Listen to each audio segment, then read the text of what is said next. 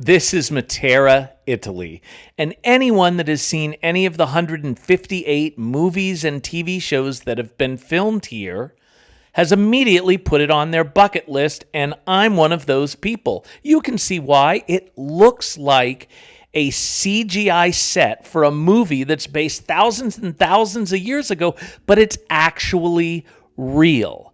We wanted to make the most of this once-in-a-lifetime trip, so we watched over a dozen YouTube videos based here, and it made it look very small. And only one of those videos actually showed the inside of a cave that you sleep in while you're here.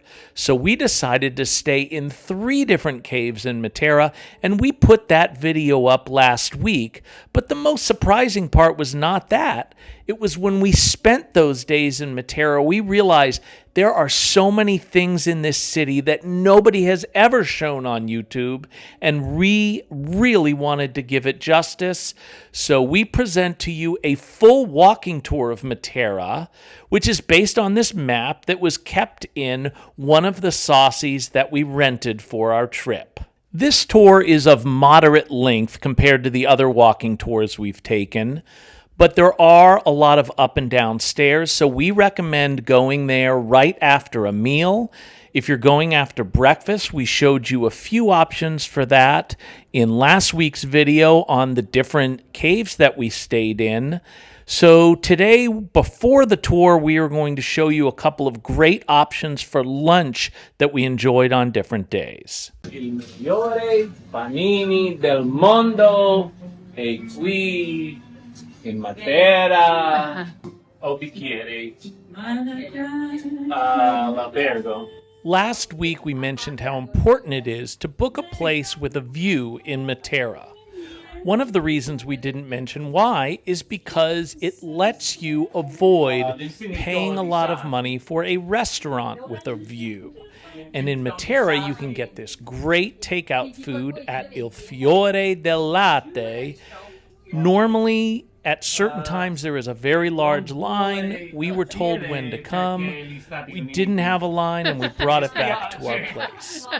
Mi dispiace, non votare, non votare. Mi dispiace. Quest'anno 7 mesi in Italia. Ah, 7 mesi? Ah, perché? Bravo. Perché amo Italia. No, infatti lo parli benissimo l'Italia. Oh, no. Conosco bene, non parli così. Il Fiore del Latte is mainly a place where they sell different kinds of high-end cheeses, but they also have a few select cuts of premium meats. And so a lot of people, in addition to buying these sandwiches, are just buying the ingredients to make sandwiches at their house. No dolci, ma sì vino? No, certo. no, vita. She said, no wine, no life. No, happy. Sì, non felice. No vino, non felice. La borsa per il cibo. Sì, conosco la borsa. Mamma mia! Mamma mia, no, fantastico, mamma mia. What do you got there, Angie? Panini e vino. Ah, bene. Prosciutto crudo with fig sauce and gorgonzola. That amount of gorgonzola alone would cost more than I paid for the sandwich in the United States, and that's the case with all the cheese on these sandwiches. See right here? Moglie, wife. Here we go. You've heard of room reveals. This is sandwich reveal. I forgot what I got. Burrata e Ooh, look at that. That looks good. They skimped on the cheese, though. That's the only problem. I gotta eat this. All right, Layla, what have you got here? We got Figlia, Filia, daughter. And let's see if they skimped on the pesto in the cheese here. They did not. Okay, you might want to spread that around. And we have wine. This is a famous wine of the Basilicata region where Matera is located. So we are going to try it.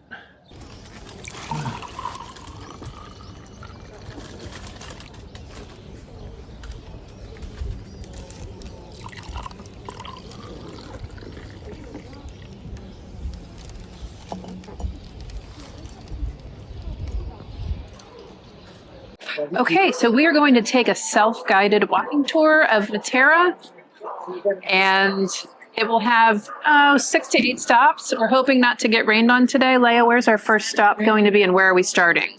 We're starting from Via del Corso, and we are heading to Piazza Vittorio Veneto. And for those who don't know Matera, it's the 3rd oldest city in the world, constantly inhabited. It's over 10,000 years old. Let's get started. Okay.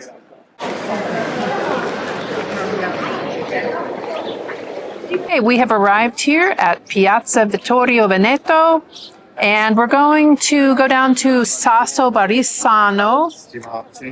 And also, Palombaro Lungo is here. It appears to be closed at the moment, but we will be going into Sasso Barisano.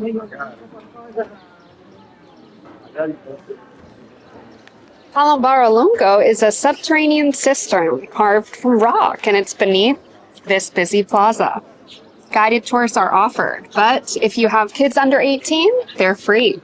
So the word in Italian for cave is sasso, and this is Sasso Barisano. You'll see a lot of words that say sasso or sassi for plural here in Matera. In Matera, the municipality provided the drinking water through a few fountains and 5 huge public cisterns collecting spring water called Palombari. There were hundreds of private cisterns collecting rainwater for the non-drinking purposes. The Palombaro Lungo is the biggest cistern in town and is a man-made excavation dating back to the 16th century, and later enlarged over the centuries. It's not a natural cave, but an entirely man-made cavity. You can enter the Sassi for free and walk through to see this view. For Palombaro Lungo, just around the corner, it is €3 to enter, or kids get in free. It's currently closed for the lunch hour, but is open in both the mornings and the late afternoon. Indulge me, if you would, for a quick minute. I'll speed up the footage here, but this is sentimental for me because when Leia was a child, she really liked these coin machines. So when we would travel, she would always get one to remember it. And it really touched me that she still wanted to do it now that she has become an adult, and it was just, I don't know, heartwarming. The first stop is one that most tourists miss, the Chiesa del Purgatorio. It gets missed, I think, because of its small size, but the interior, designed by Giuseppe Fatone, is really beautiful, and it's ornate in the Baroque detailed style, as you can see.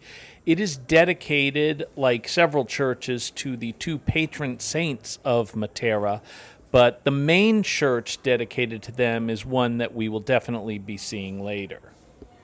This church, dedicated to St. Francis of Assisi, who has many churches dedicated to him throughout the Puglia region of Italy, is probably the second most famous church in Matera, next to the one dedicated to St. Paul. However, this church began as one dedicated to both St. Paul and St. Peter, and it was an underground church that is still present beneath the church people worship in today. In there is a fresco dedicated to Pope Urban II, and there's a lot of debate as to where Pope Urban II ranks in the 5 popes least likely to ascend to heaven, but there's no debate that he's the most influential because he is the one who began the Crusades. You look at the artwork up here, it is Baroque as well. This part of the church was completed much later, in the 17th century probably. And the valuable works of art on the side depict St. Anthony, and on the other side, St. Francis. The famous painting located in the middle behind the altar depicts the Immaculate Conception. We advised you earlier it's never a good idea to talk politics in Italy. Religion is also something that is off base.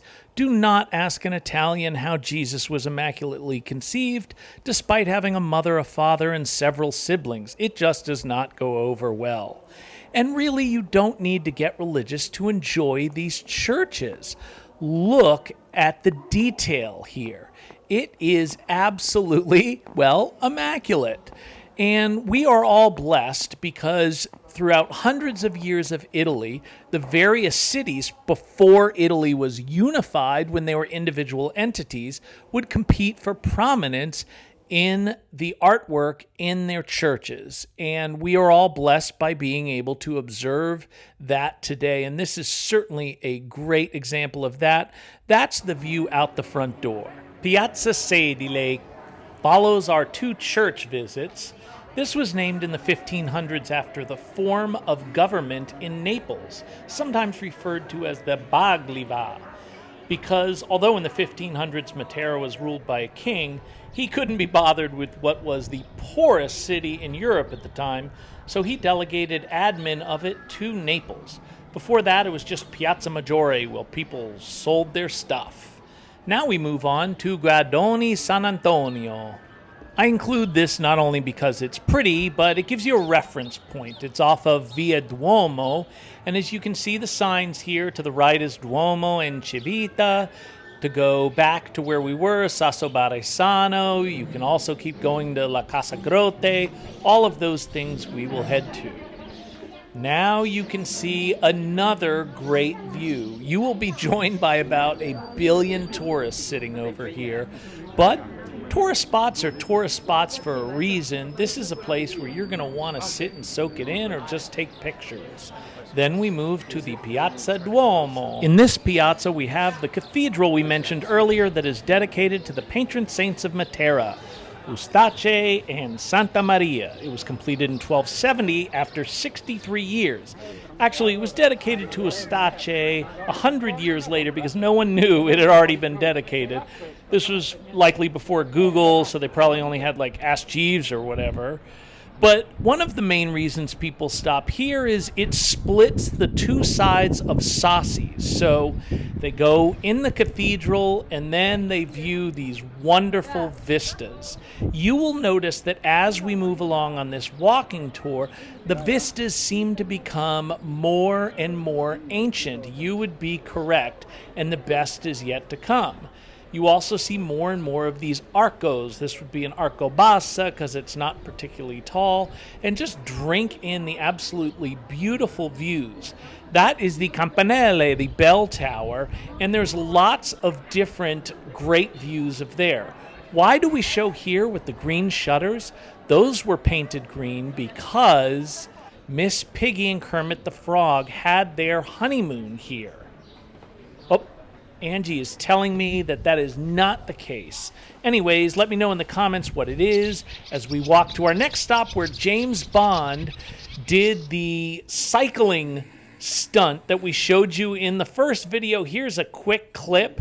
Obviously, the ramp was built for the sake, but you cannot touch the original architecture because it's protected. And after you're looking at that, which everybody loves, because that was a great James Bond movie, you start to go down and down and down. Personally, at my age, I tolerate downstairs a lot worse than I tolerate upstairs, which I actually enjoy the exercise because I can take it on my thighs as opposed to my calves. So we're going to walk down here, and what you are going to see in the bottom is the Casa Grotta. This is a museum that talks about the history of the caves, and it isn't very expensive, but it also isn't very extensive. This you will be able to see probably when you get there. I love Roman history, but it's blocked off now while they excavate it. At this point in the tour, you come across Chiese Rupestri Madonna della Virtù, and we were going to pay to get in, but it was closed at the time. This location is important because it's the beginning of my favorite part of the walking tour, and you can turn around and see the two hippest places to eat dinner in all of Matera.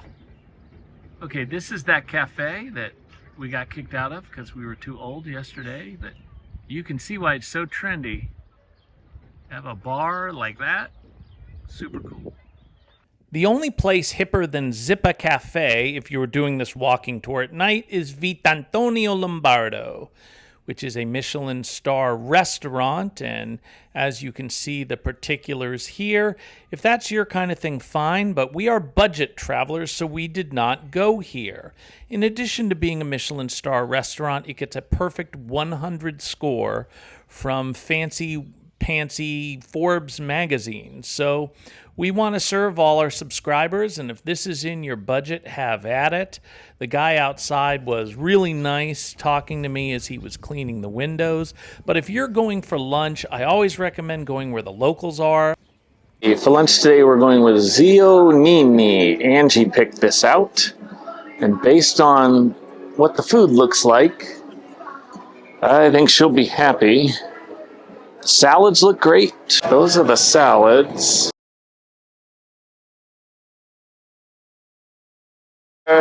Ciao.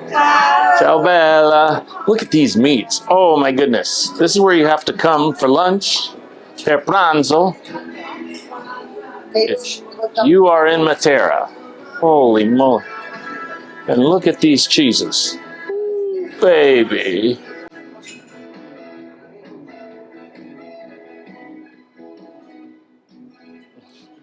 No shortage of limoncello. See how big her heart is. And further wines kept cool. That's a good thing about a restaurant in a cave. You do not need a wine cellar because it keeps it nice and cool, as we discovered last night. Jim got Uncle Nino's Whims. This restaurant is called Zeonino. Zeonini. So Uncle Nino in Italian. It looks like meats and rocket and cheese. Pino, parm, arugula, but I'm not Mike, so you didn't have to do that. I got a salad with just a lot of things that the people next to me had that looked delicious, and Leia got a similar salad.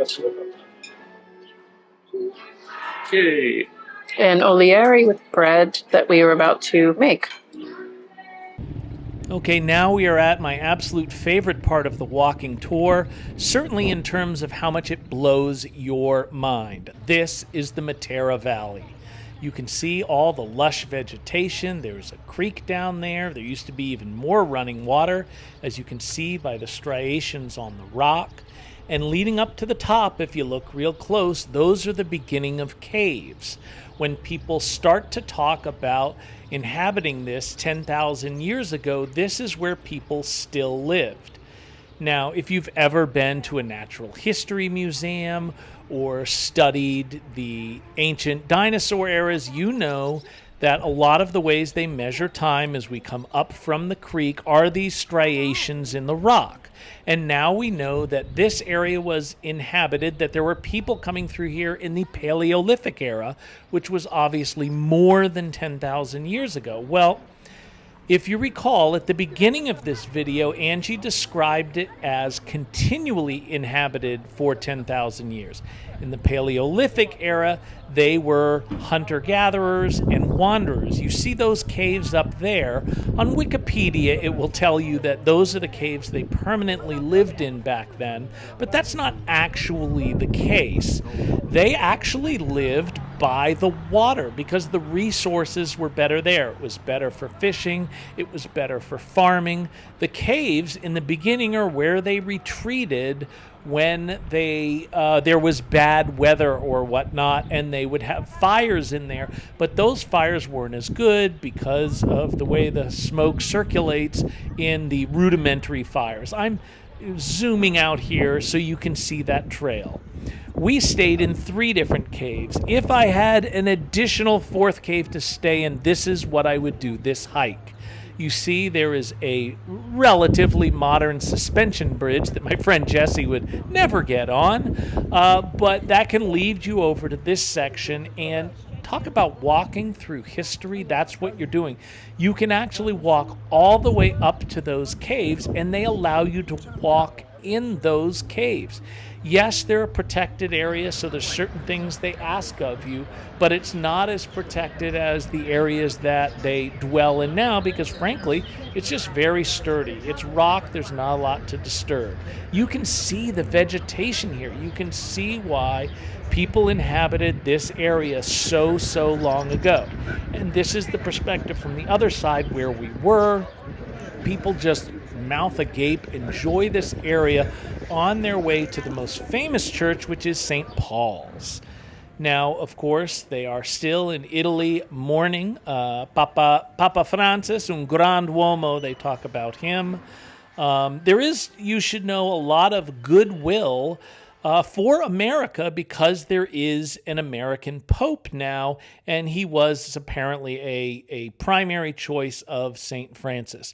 This is just a really historic St. Paul Church, who of course was so important in the Christianity religion and is the person most responsible for the New Testament. So you soak in this history, you go in the church, and then you just end your walking tour. If you watched our first video, you are in a hotel with either this view or the next view that we're going to see, and just soak up the history at night because Matera is a wonder.